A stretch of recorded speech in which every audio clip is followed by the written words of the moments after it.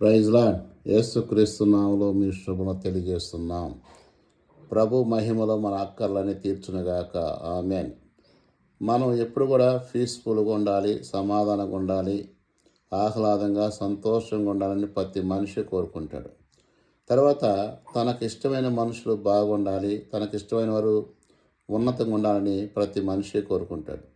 అదేవిధంగా ప్రభు అయిన యేసుక్రీస్తు వారు కూడా లోకాసు వార్త 2:14 అంటాడు, సర్వోన్నతమైన స్థానంలో నివసించే వారికి దేవుని ఇష్టమైన మనుషులకి సమాధానం కలుగునుగాక అంటాడు.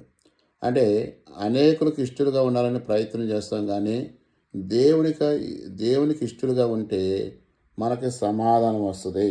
అంటాడు, సర్వోన్నతమైన స్థలంలో దేవునికి మహిమ, ఆయనకి ఇష్టలైన మనుషులకి సమాధానం కలుగునుగాక.